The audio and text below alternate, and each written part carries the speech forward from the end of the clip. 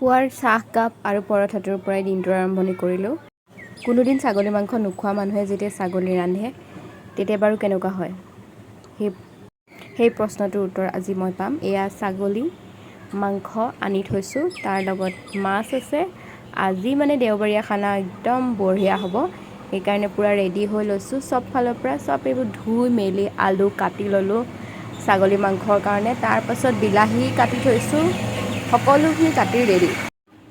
হাই, চোৱা এইফালে কি কৰি আছা? আজি এতিয়া নহৰু আৰু আদা খুন্দি আছোঁ। ছাগলী মাংস বনাম, তাৰপাছত বনাম মই মাছ। আজি ফাৰ্ষ্ট টাইমৰ কাৰণে মই ছাগলী মাংস বনাম, কেনেকুৱা হয় নাজানো। ভাবিছোঁ ভাল হ'ব বুলি, এতিয়া চাওঁ কি হয়। কোনোদিন ছাগলী মাংস নোখোৱা মানুহে যেতিয়া ছাগলী মাংস বনাই কেনেকুৱা হ'ব বাৰু, সেই পৰীক্ষা আজি হ'ব। আজি মই ছাগলী মাংস বনাবলৈ লৈছোঁ। কি হয় নাজানো, জাষ্ট এয়া কেৰাহীত নহয়, এয়া কুকাৰত তেল দিলোঁ।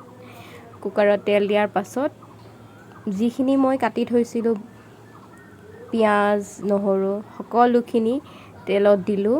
অলপমান বেলেগকৈ বনাইছোঁ, এইটো তাকো ইউটিউবৰ পৰাই চোৱা। মই নিজৰটো সিমানখিনি জ্ঞান নাই বাৰু ছাগলী মাংসৰ ওপৰত, কেনেধৰণৰ বনায় কি কৰে। তথাপি এয়া বনাবলৈ ট্ৰাই কৰিছোঁ ইউটিউবত চাই। আৰু মছলা দিলোঁ, গোটেই মছলাখিনি দিছোঁ যিখিনি আছিলে ঘৰত। জিৰা ধনিয়া মিট মছলা গোটেইখিনি দিছোঁ। তাৰ লগত হালধি আৰু নিমখো দি দিলোঁ।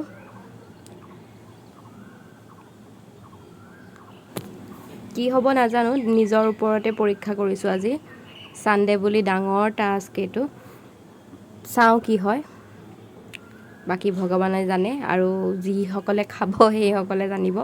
মইতো টেষ্ট নকৰোঁ, দেখা যাওক কি হয়। জলকীয়াটো যিহেতু দিবই লাগিব, জলকীয়াটো অলপমান দিছোঁ। কিন্তু আমাৰ ঘৰত বেছিকৈ জলকীয়া খোৱা মানুহৰ কাৰণে, আমাৰ ঘৰত বেছি জলকীয়া খোৱা মানুহ নাই কাৰণে জলকীয়া দিলোঁ মাত্ৰ 2টা। আৰু লগত এয়া বিলাহীখিনি যিখিনি মই অলৰেডি কাটি থৈছিলোঁ, বিলাহীখিনি এনেকৈ কাটি থোৱা আছিলে অলৰেডি।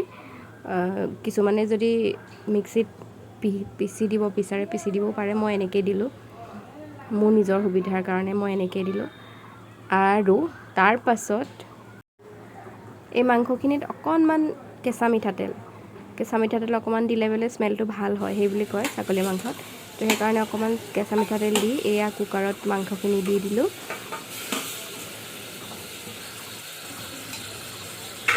এনেকৈ বাৰু কুকাৰত মাংস কোনে বনায় মোক কওকচোন অলপমান। যদি এইদৰে বনোৱাটো শুদ্ধ হৈছে তেতিয়াহ'লে ঠিকে আছে। যদি এনেদৰে নবনায় তেতিয়াহ'লে কেনেদৰে বনায় মোক লিংকটো দিবচোন। কিদৰে বনালে মাংসৰ সোৱাদটো বেছি ভাল হয়। কাৰণ আমাৰ ঘৰত ছাগলী মাংস খোৱা মানুহ বহুত, আৰু যিহেতু মই নাজানো বনাব বা মই খায়ো পোৱা নাই, সেইকাৰণে মোৰ শিকিবলৈ বহুত ইচ্ছা আছে। ইউটিউবত এনেকৈ স্ক্ৰল কৰি দিলোঁ, যাৰটো ফাৰ্ষ্ট আহিছে ভিডিঅ' সেইটোৱে চাইছোঁ, আৰু তেনেদৰে বনাব ট্ৰাই কৰিছোঁ। এয়া দিলোঁ আলুখিনি, যিখিনি আলু কাটি থৈছিলোঁ অলৰেডি মই দেখাইছোঁ, এই আলুখিনি দিলোঁ। তাৰপাছত এতিয়া আলু আৰু মাংসখিনি অলপমান সিজিবলৈ দিলোঁ, যিহেতু মাংস আৰু আলুটো অকণমান ফ্ৰাই হ'ব লাগিব। তাৰপাছতহে পানীখিনি দিলে মেবি সোৱাদটো ভাল হ'ব। সেইকাৰণে অলপমান আলু আৰু মাংসখিনি সিজিবলৈ দিলোঁ।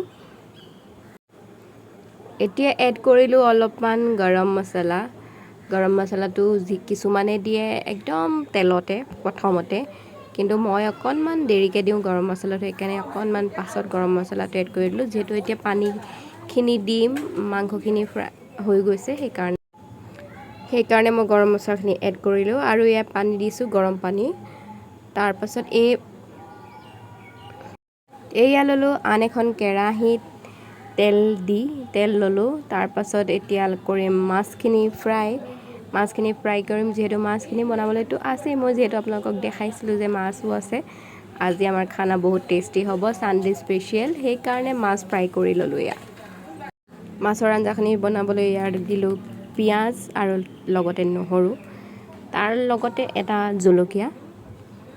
কাৰণ জলকীয়াটো কৈছোঁৱে কমকৈ খায়, সেইকাৰণে জলকীয়াৰ পৰিমাণটো কমকৈ দিছোঁ।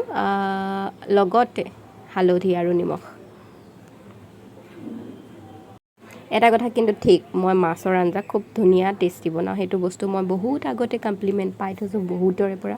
আৰু মই মাছ এনেদৰে বিলাহীৰ লগত বনালে খুবেই টেষ্টি হয় নিজেও খাই ভাল পাওঁ আৰু আনকো খুৱাই ভাল পাওঁ সেইকাৰণে মাছ বনালোঁ বিলাহীৰ লগত এতিয়া বিলাহীখিনি দি দিলোঁ বিলাহীখিনি অলপমান গ্ৰেভি হৈ যোৱাৰ পাছত ফ্ৰাই কৰা মাছখিনি দিলোঁ তাৰ পাছৰখিনি ভিডিঅ' কৰিবলৈ নহ'লে সেইকাৰণে এয়া হ'ল মাছৰ ফাইনেল লুক মাছখিনি দেখি কিন্তু টেষ্টি লাগিছে হয়নে নহয় আপোনালোকে একদম সঁচা ক'ব কিন্তু দেই মাছখিনি বহুত টেষ্টি হৈছিল মই ভাল পালোঁ নিজে খাই আৰু এয়া হ'ল মাটনখিনি কেনেকুৱা হৈছে নাজানো এতিয়া খাবলৈ দিম বাকী কমপ্লিমেণ্টখিনি কেনেকুৱা হয় পাছত ক'ম আৰু এয়া খাই শেষ হোৱাৰ পাছত